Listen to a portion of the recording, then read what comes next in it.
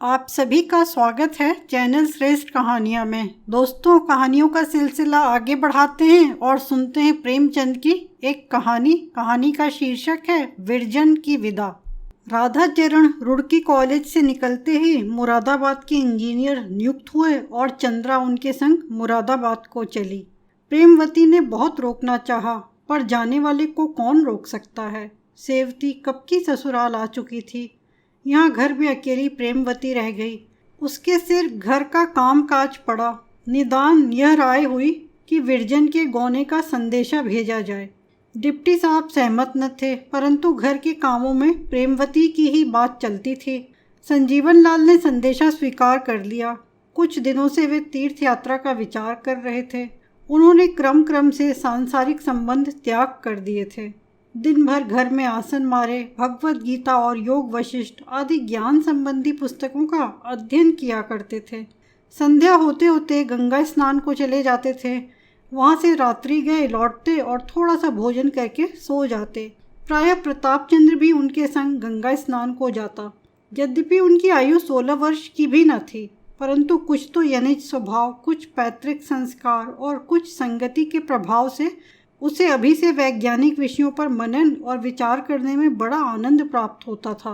ज्ञान तथा ईश्वर संबंधी बातें सुनते सुनते उसकी प्रवृत्ति भी भक्ति की ओर चली थी और किसी समय मुंशी जी से ऐसे सूक्ष्म विषयों पर विवाद करता कि वे विस्मित हो जाते।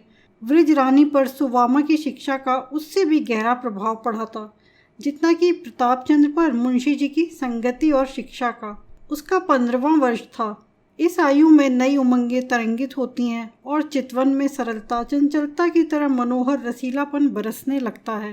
परंतु व्रजरानी अभी वही भोली भाली बालिका थी। उसके मुख पर हृदय के पवित्र भाव झलकते थे और वार्तालाप में मनोहारिणी मधुरता उत्पन्न हो गई थी। प्रातःकाल उठती और सबसे प्रथम मुंशी जी का कमरा साफ करके उनके पूजा पाठ की सामग्री यथोचित रीति से रख देती। फिर रसोई घर के धंधे में लग जाती। दोपहर का समय उसके लिखने पढ़ने का था। सुवामा पर उसका जितना प्रेम और जितनी श्रद्धा थी, उतनी अपनी माता पर भी न रही होगी। उसकी इच्छा विरजन के लिए आज्ञा से कम न थी। सुवामा की तो सम्मति थी कि अभी विदाई न की जाए, पर मुंशी जी के हट से विदाई की तैयारियां होने लगीं। ज्यों-ज्यों वह विपत्ति की घड़ी निकट आती, विरजन की व्याकुलता बढ़ती जाती। रात दिन रोया करती, कभी पिता के चरणों में पड़ती और कभी सुदामा के पदों में लिपट जाती। पर विवाहित कन्या पराये घर की हो जाती है, उस पर किसी का क्या अधिकार। प्रतापचंद्र और विरजन कितने ही दिनों तक भाई बहन की भांति एक साथ रहे, पर जब विरजन की आंखें उसे देखते ही नीचे को झुक जाती थीं। प्रताप की भी यही दशा थी। घर में बहुत कम आता था। आवश्यकतावश आया तो इस प्रकार दृष्टि नीचे किए हुए और सिमटे हुए मानो दुल्हन है। उसकी दृष्टि में वह प्रेम रहस्य छिपा हुआ था, जिसे वह किसी मनुष्य, यहाँ तक कि विरजन पर भी प्रकट नहीं करना चाहता था। एक दिन संध्या का समय था। विदाई को केवल 3 दिन रह गए थे। प्रताप किसी काम से भीतर गया और अपने घर में लैंप जलाने लगा कि विरजन आई। उसका आंचल आंसुओं से भीगा हुआ था। उसने आज 2 वर्ष के अनंतर प्रताप की ओर सजल नेत्र से देखा और कहा, लल्लू, मुझसे कैसे सहा जाएगा। प्रताप के नेत्रों में आंसू न आए। उसका स्वर भारी न हुआ। उसने सुदृढ़ भाव से कहा, ईश्वर तुम्हें धैर्य धारण करने की शक्ति देंगे। विरजन का सिर झुक गया, आंखें पृथ्वी में पड़ गईं और एक सिसकी ने हृदय वेदना की अगाध कथा वर्णन की, जिसका होना वाणी द्वारा असंभव था। विदाई का दिन लड़कियों के लिए कितना शोकमय होता है। बचपन की सब सखियों, सहेलियों, माता पिता, भाई बंधु से नाता टूट जाता है। यह विचार कि मैं फिर भी इस घर में आ सकूंगी, उसे तनिक भी संतोष नहीं देता। क्यों, अब वह आएगी तो अतिथि भाव से आएगी। उन लोगों से विलग होना जिनके साथ जीवनोद्यान में खेलना और स्वातंत्र्य वाटिका में भ्रमण करना उपलब्ध हुआ हो, उसके हृदय को विदीर्ण कर देता। आज से उसके सिर पर ऐसा भार पड़ता है जो आमरण उठाना पड़ेगा।